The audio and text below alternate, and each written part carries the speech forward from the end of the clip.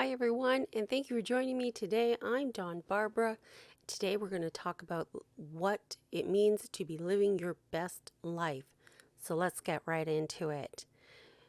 So, yes, I talk about this quite a bit. The thing is with that is it's totally up to you.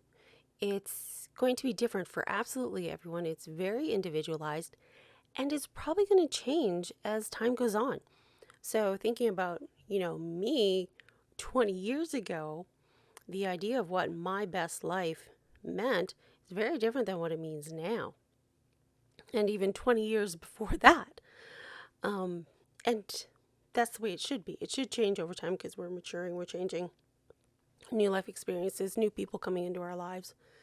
And so living your best life means no limitations. You're focused on what it is that you want out of life, and that's what you go after.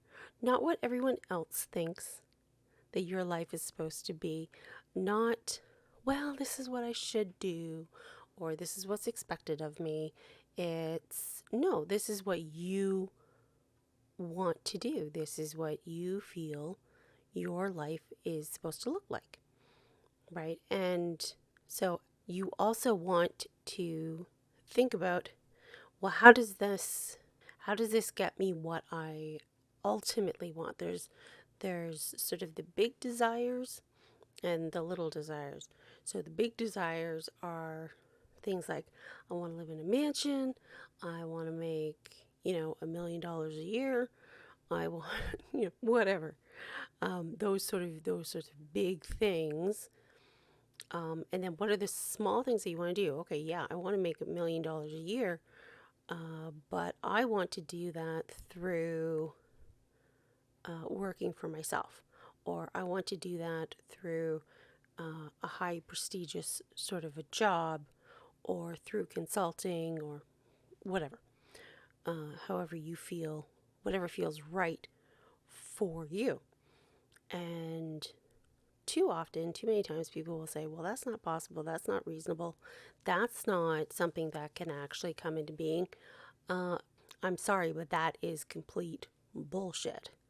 Okay? You totally can manifest your best life in as unrealistic way as possible. Now, there's some caveats to this, of course. And this goes along the idea of, you need to be living uh, in a high vibration way of being, right? So that you are communicating with the universe. If you're sitting there and you're just, negative and everything sucks and all that kind of stuff, but you just want this, that's not going to work. That's not going to happen. You need to be lifted. You need to be an energetic match for what it is that you're wanting. So having yourself as I'm saying I'm an energetic match for $1 million a year. Okay, so I've put that out there. I've done the positive mindset training. I'm living in a higher frequency. I am putting out into the universe this sort of energy. Now what? Well, the universe is going to communicate back to me. And that's what you need to listen for. You need to listen for the universe saying to you, okay, here's what you need to do. And it's an inspired, divine guidance. So, getting personal, as I do, um, yeah, this is what I'm doing today. The idea of putting out daily podcasts on YouTube of me talking about this, talking about that. That's what I felt inspired to do. Now, some people out there might think, Dawn, really? You think the universe is talking to you? Yes, I do. And it might seem kind of weird, it might seem kind of odd, but this is the inspiration I've been provided. You can decide If you think that's weird, if you think that makes me a crackpot, whatever. But to me, this is what I believe, and this is how I go about living my best life, is by putting this out there, opening myself up, being vulnerable on YouTube. And the funny thing is, I put out my I put out my first few podcasts, and I was so excited, I was so nervous. And then I sat there in front of my Facebook, in front of my LinkedIn. And so these are the people who are friends and family who've known me for years, and coworkers and business associates that I've known for quite a long time. And I hadn't let any of them know I was doing this, that I was going to do this. And then I posted it, and I was so afraid. I was so nervous, but I took a few deep breaths. I talked it through. I did my usual, I didn't do journaling, but I verbally spoke about it to raise my vibrations up, to realize that this is a good thing. This is an exciting thing. This is something that I should have no fear in telling people that this is what I'm doing, because I am proud of it. I believe in what I'm doing, and I believe that it's an exciting way for me to get a message out into the world that I wish somebody had told me so many years ago. And it is an inspired message, for me to get out there to people. And I'm not the only person to be saying almost exactly the same message. It's just I'm saying it in my own way. And for me, this is part of me living my best life, is by putting content out onto the internet and letting people resonate with it, and allowing it to align with their way of being, so that hopefully they can find what they need to live their best lives. Because I'm going to say it differently than Amanda Frances. I'm going to say it differently than Gabby Bernstein.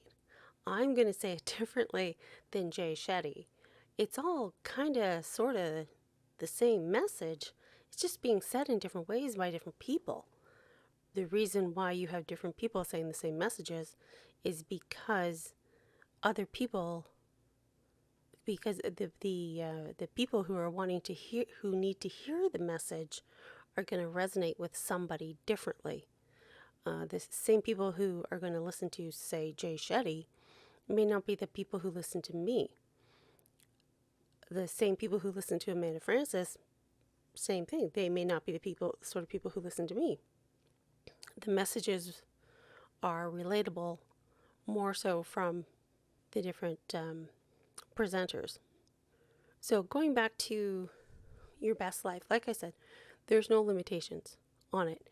You decide what that is going to look like for you. A lot of people will tell you that you need to have something to fall back on. Yeah, it's great to pursue your dreams and everything, but you need to have something that's more responsible, right? That's sort of a job, the one that has the benefits, the job that has the pension plan, those sorts of things. And yes, that has some validity to it, depending on what it is that you want to do, and being able to afford a place to live, being able to feed yourself, those sorts of things. But that shouldn't necessarily stop you from pursuing your dreams. That could mean doing something as a part-time job, or taking on contract work, different things that you can do that will still allow you to pursue your passions and to live that best life possible. Now, I remember, for the life of me, I cannot remember who told me this story, but they were talking about somebody who grew up loving figure skating, and that person loved to go figure skating. Oh, it's a Gabby Bernstein story. That's who I heard where I heard it. And so she had a friend of hers who who grew up loving figure skating, and some point in her 40s she decided, well, she wants to do this again. Now, she doesn't have this idea that she's going to be a 40-year-old Olympian or 40-year-old professional figure skater. No, it's just something that she enjoys doing, either before or after work, and that's how she's able to still pursue that dream and the things that she loves. Oh, maybe it wasn't Gabby Bernstein. Maybe it was Elizabeth Gilbert. I don't remember. Somebody who wrote a book that I read told that story. I don't remember who. Anyways, the point of this story is you can build it into your life. You can build the things you love into your life. It doesn't have to be how you earn your money. It doesn't have to be your entire life. It doesn't have to be this huge pursuit that you're going to be hugely successful in. It's something that brings you joy. What brings you joy is living your best life. That's the story.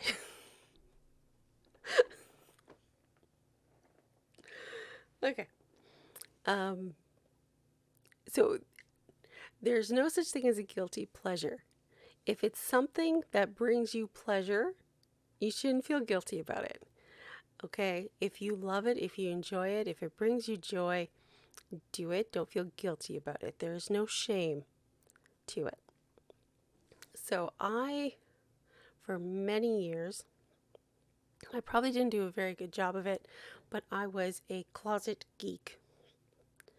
And I liked Star Trek and Star Wars and all of those things, Dungeons and Dragons. I wanted to play Dungeons and Dragons, but nobody where I lived really did that, or if they did, I didn't know about it. And I kept all those things really quiet because I didn't want to get made fun of, right? People would make fun of you for being a geek or a nerd and all that kind of stuff. And now I don't care, right? I'm a woman in her 40s who loves superhero movies. I love all of that stuff, being parts of all these different fandoms and all of these different things. Like that's what I enjoy. That's what I love doing.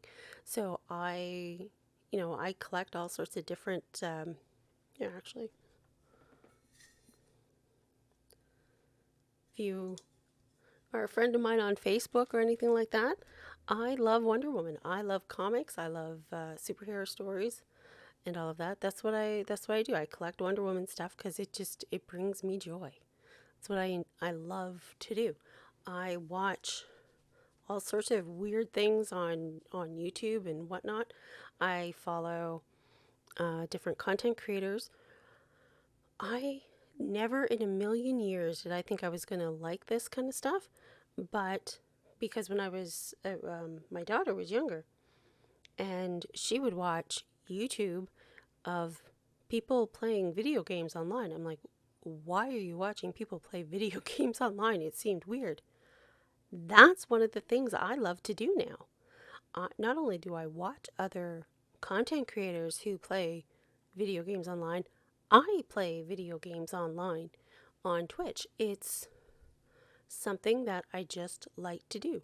It's to some people it's really geeky, it's really nerdy. That's your opinion.